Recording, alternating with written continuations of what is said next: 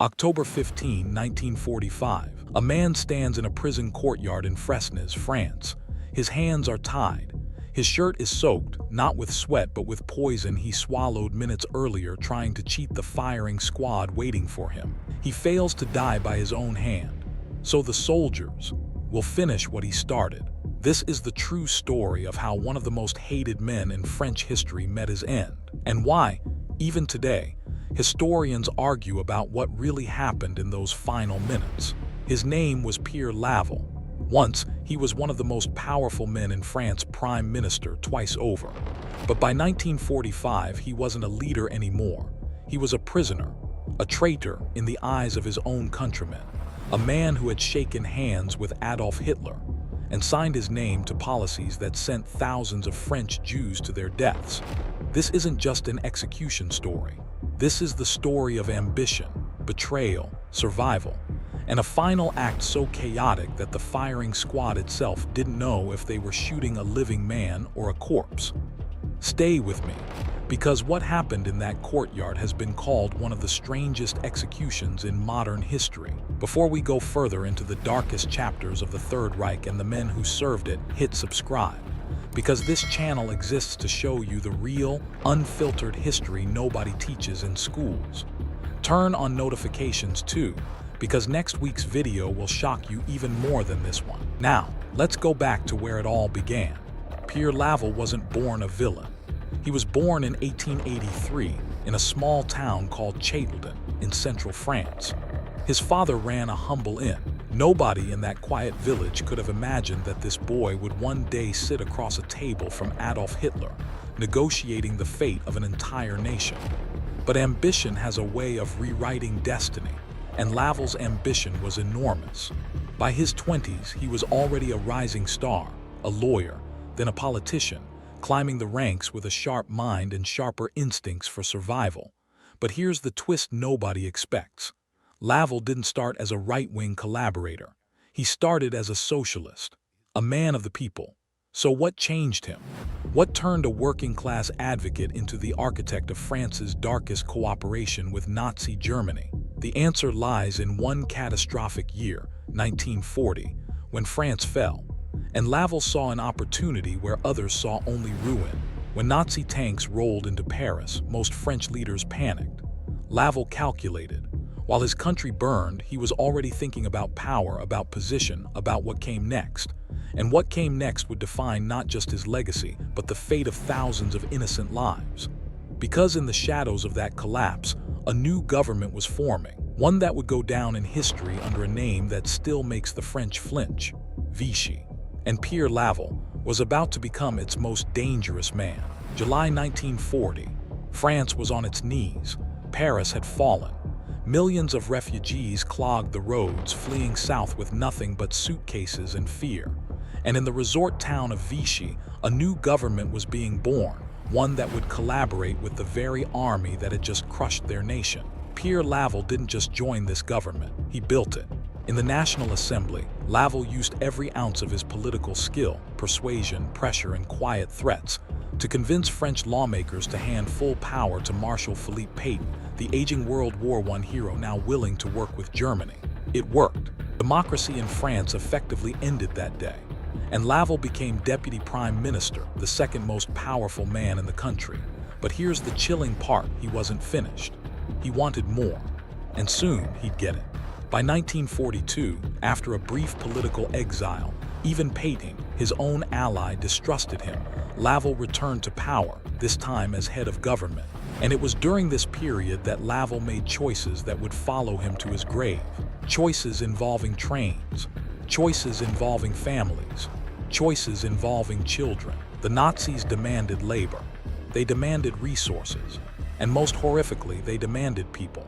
Laval, desperate to prove Vichy's usefulness to Germany, agreed to policies that helped round up foreign Jews living in France, men, women, and children, for deportation to camps in the East. In one infamous exchange, when German officials initially planned to take only adults, it was Laval who suggested that children be included too, so families wouldn't be separated. Historians still debate his exact words, but the outcome is not debated at all. Tens of thousands never came back. Did Laval know where those trains were truly headed? That question alone has fueled decades of historical argument. Some say he was naive, a bureaucrat drowning in denial.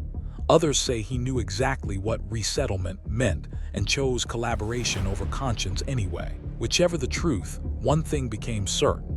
Pierre Laval had tied his name permanently to one of the darkest chapters in modern history. But even collaborators have private lives. And strangely, amid the darkness of Vichy politics, Laval's personal world held moments almost absurdly human. He was known for his charm, a quick wit, a warm smile that unsettled people because it didn't match the weight of what he was doing. Colleagues described dinners where he'd crack jokes moments after signing decrees that altered thousands of lives. His wife Jean stood by him through it all, even as France's opinion of her husband curdled into hatred. It's a strange thing watching history. Sometimes the men who make monstrous choices still laugh at the dinner table, still love their families, still believe somewhere inside that they're the hero of their own story. Laval genuinely believed collaboration was the only way to protect France from total destruction. He was wrong, but he never stopped believing it, not even at the very end. By 1944, the war was turning. Allied forces stormed the beaches of Normandy. Paris was liberated in August, and the crowds that once feared Vichy now hunted its leaders. Laval fled first to Germany, then to Spain, then Austria, a man once so powerful now reduced to running for his life across a continent that wanted him dead. But here's the twist that almost nobody expects. Laval didn't have to go back to France. He could have stayed hidden.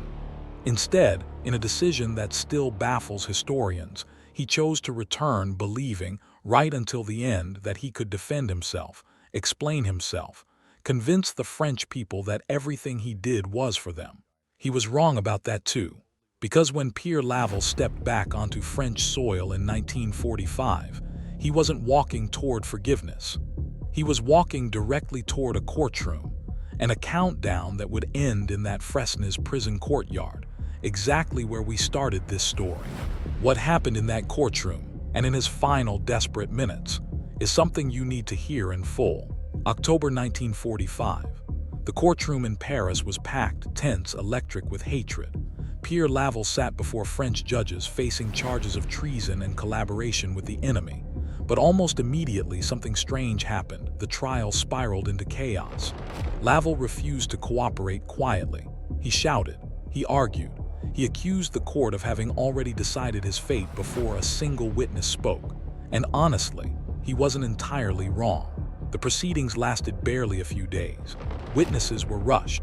His defense lawyers at one point walked out in protest, saying a fair trial was impossible in that atmosphere of national fury. Laval, sensing the outcome long before the verdict came, grew desperate. He wanted to explain the diplomacy, the impossible choices, the belief that he'd shielded France from something worse. But post-war France wasn't in a mood for nuance. It wanted justice. Fast. On October 9th, the verdict came down. Guilty. The sentence, death.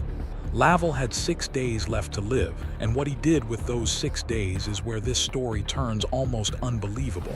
In his cell at Fresnes prison, Laval wrote furiously, letters, statements, a final defense meant for history rather than the court that had already condemned him. He believed even then that time would vindicate him, but time was something he was rapidly running out of. On the morning of October 15th, guards came for him. And that's when Laval made his last, desperate move. Just before they arrived, he swallowed a vial of cyanide he had smuggled into his cell, a poison capsule he'd apparently been hiding for months, saving it as a final act of control in a life where control had slipped away completely. But here's the horrifying twist. The poison had degraded. Sitting too long exposed to air, its potency had weakened. Instead of a quick death, Laval collapsed into violent convulsions, conscious, in agony, but not dying. Prison doctors rushed in and did something almost unimaginable given the circumstances. They pumped his stomach and stabilized him, keeping the very man sentenced to death alive, just long enough to be executed on schedule. Some historians call it mercy. Others call it cruelty disguised as procedure. Either way, minutes later, a barely conscious Pierre Laval was half carried, half walked into the prison courtyard, propped upright before a firing squad of French soldiers. Witnesses described him as pale, unsteady, his shirt stained from the poison and the stomach pumping. And yet, even in that state, Laval reportedly refused a blindfold. He wanted to look his executioners in the eye. Some accounts say his final words were a shout, not an apology, but a declaration that history would judge him differently than his contemporaries had. Then came the order. The shots rang out. And Pierre Laval, once the second most powerful man in France, the architect of Vichy's darkest policies, fell dead in that courtyard. His execution captured in footage that remains one of the most chilling historical records of the era. His body was buried without ceremony. No state funeral, no monument, just a quiet, unmarked end for a man who once negotiated with Adolf Hitler himself. To this day, historians remain divided. Was Laval a pragmatist crushed by impossible circumstances, or a willing architect of atrocity who deserved exactly what he got? That question still sparks fierce debate. What do you think? Drop your answer in the comments. And if this story gripped you, make sure you're subscribed, because next week, we uncover another figure history tried to forget.